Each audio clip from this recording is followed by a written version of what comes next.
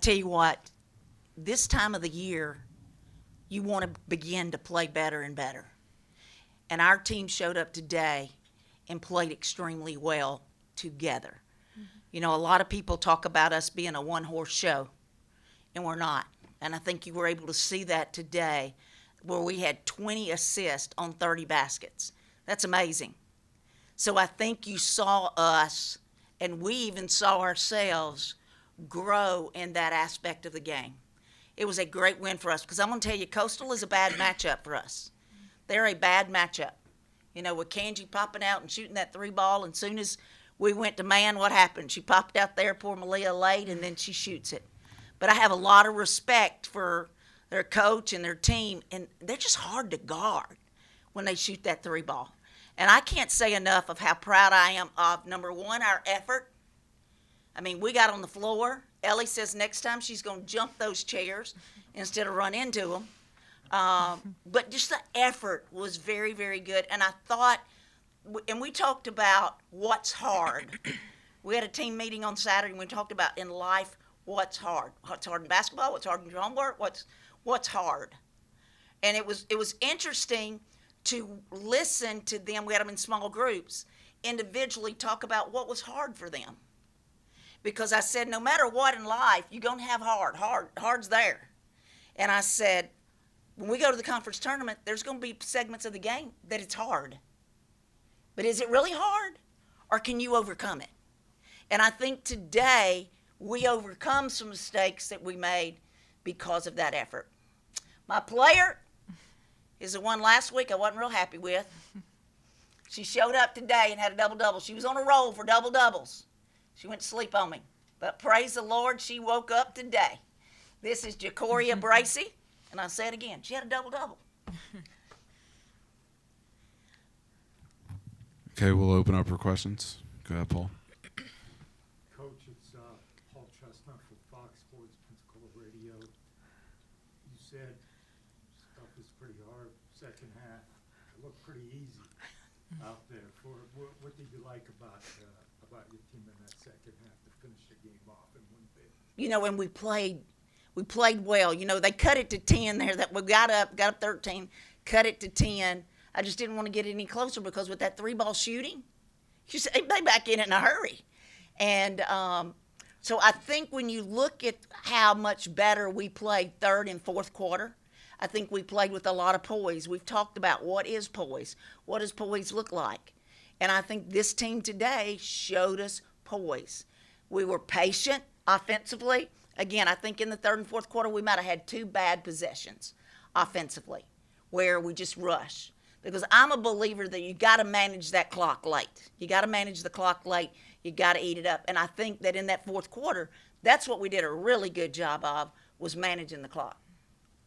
I remember last year, the last press conference you were at here, you praised the Sun Belt Conference, saying how great of a conference it was. What did you learn about the Sun Belt Conference going into year 2 for Southern Miss here, and how tough is it? Hey, I think, and I can only speak for us, obviously, on the women's side, I think there's tremendous amount of balance. I think there's a lot of parity from top to bottom. I believe any time 2 teams take the court, anybody can win. And, you know, I do think that the Sun Belt Conference is a great league for us. But I'm gonna applaud Pensacola, too. Because I'm going to tell you the signage. And again, it may not mean a lot to you all, but just their nameplates above their lockers. You know, and of course that's the conference probably does that. But those little bitty things, like things for their door hangers, you know, and that's something that you don't get in every league. But they've done a great job, and Pensacola has embraced this tournament. And together, I think the Sun Belt Conference and Pensacola has made this an unbelievable experience for our student athletes. Jacory, how you feeling? Double-double. Amazing game. Just your thoughts on it. Thank you. No, I feel really good. Like she said, she was on me all last week about how I went to sleep on her. And so, you know, I told her, I said, Coach, I got you. And like just today, I wasn't thinking about getting it. I just wanted to just make sure we didn't lose. You know, I was wanting to do my big part of just helping the team win. That's really all I thought about doing. You not only had a double-double, over 38 minutes you played. I mean, do you feel like you can stay in there all game? I do. Once you're going, yeah, nah, I'm good. I'm ready to go still. Have you ever played a full game without coming out I in think- your career? I think I have. I would think so. Yeah, I think I have. So it's kind of just like there now. I'm good with it. I don't really want to be out no way. Got a couple here from Zoom. Coach, this one's for you specifically. What was the impact of Asia League and just the players coming in off the bench and the energy they brought? I think our bench was a game changer for us. I mean, Asia Leak, we've seen her get better and better and better, and I think a lot of that is confidence that she's had. She has developed over time, and usually if she can make that first bucket, she's gonna make the rest. That's just how she is. But again, she's been with us 3 years, and it's just fun to know and watch how much she has grown. And then she comes on a big stage like this, and she makes those baskets look so easy. When she shot that free throw line jumper, though, I'll tell you, I almost had a stroke, okay? Because she hadn't been making that shot. But she did because she was feeling it. But her growth in the game and as a young lady has been amazing. I think Ellie Blatchford's all-out effort, holy smoke, that was amazing. Again, that made a difference because we talked about there's difference in pressuring the ball and there's difference in pressuring the ball. You know, I can be arm's length away, and some people think that's pressure. Well, if you're guarding a 3-ball, you got to be skin to skin. And I think Ellie came in and brought that. Nyla Jean came off the bench. Woo, she brought us some energy. Again, that it's just the change, that momentum. And I think the three of them really impacted the game. And so, and I think a lot is their confidence, and they know that we're confident in them, and just looking forward to watch them continue to soar. And then to kind of piggyback off of that, both of you guys can answer this. How do you continue that defensive intensity throughout the tournament? Challenge them. Because honestly, I think over our last 4 games, I was trying to answer him, sorry. I think over our last 4 games, our defensive intensity has been kind of suspect. You know, and I told them on Saturday, I said, Monday's a toughness day because we hadn't played tough in 2 weeks. And there's going to be things you're not going to like of practice this time of the year.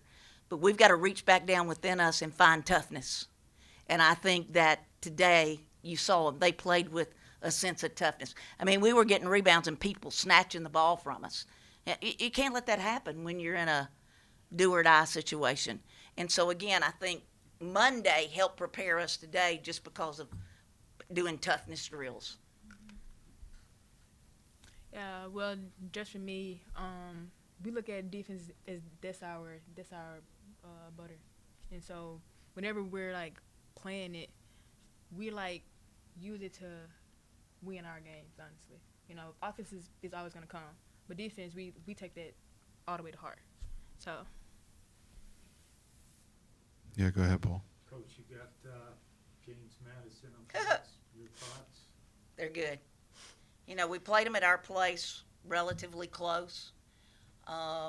They have some really good weapons that I think we can compete with, obviously. But I have a lot of respect for the stuff they do. Peyton McDaniel gets rolling, it could be dangerous. You know, they have several players that they key in on. But like we did today, they play great as a team. They really share that basketball. I don't know if Kozlova will play or not, but she hadn't played the last few games. But I'm going to tell you, she is extremely, probably the most skilled post player in our league. And she's very, very good. You know, so I think when you look at across their entire roster, they have some superstars, but then their bench that comes in is game changers for them. So, again, we got to guard. We have to guard, and we have to rebound. That's what I told them going into this game. We have to rebound. We have to dominate the glass. It can't be 2 or 3 that we out-rebound them. We out-rebounded them 10. We must dominate the glass. We must defend skin to skin on the 3-ball shooters. You got to defend. You got to keep the ball out of the middle of the floor. And I think that's a factor as well with JMU. I got one more question as you move along here. What do you enjoy the most out of this time of the year come tournament time, doing what you do? That's a great question. You know, I love what I do. I do. I love what I do. I enjoy what I do.